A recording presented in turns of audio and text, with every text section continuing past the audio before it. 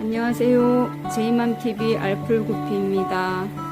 오늘 제가 소개해드릴 어항은 세잡 광폭 어항입니다. 알풀구피 몇 마리로 2월 초에 세팅을 했습니다. 이 어항의 특징은 바닥재가 흙입니다. 여기서부터 여기까지 흙을 깔았습니다. 산에서 포온 흙이고요. 여기 물왕고를 깔았고, 그러다 보니까 수초가 굉장히 폭분을 하죠. 아무래도 처음 물생활 시작할 때 흑사를 많이 접하는데, 흑사에는 박테리아가 서식할 수 있는 여건이 힘들다고 합니다. 아무래도 흙은 흙 자체에도 박테리아가 있겠지만 호기성 박테리아가 있어서 그런지 에어들에게 굉장히 좋은 역할을 하는 것 같습니다. 그리고 한 일주일 정도 먹이 급여를 하지 않아도 굉장히 건강하게 잘 살고 있고요. 처음에 흙을 바닥재를 했을 때 대부분 세팅하고 난 이후에 어항이 그렇지만 이끼가 많이 껴요. 그래서 이끼도 이끼고 처음 흙탕물이다시피 한 그 분진을 잡기 위해서 저 뒤에 스폰지 여과기를 해서 잡았고요. 근데 이끼는 꽤 조금 시간이 걸렸습니다.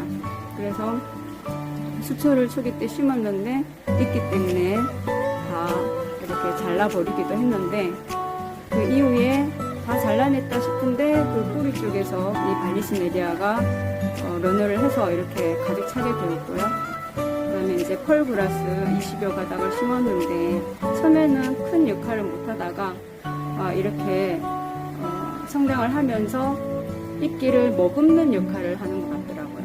생이새우도 그런 역할을 하지만 이 펄그라스가 이끼를 다 먹어서 이렇게 깨끗한 환경을 유지해 주는 것 같아요.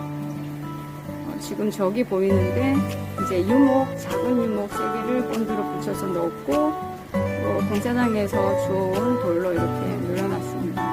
이 어항 초기 세팅 과정과 지금까지 변천을 이렇게 보시려면은 앞쪽 영상이 한 2개 정도 있어요. 한번 참고해 보시면 좋겠습니다. 일단 이 어항은 한 4개월 정도 환수를 하지 않고 물 보충 위주로, 물론 물 보충도 환수의 일부분이긴 하죠. 물 보충 위주로 하고 있고요.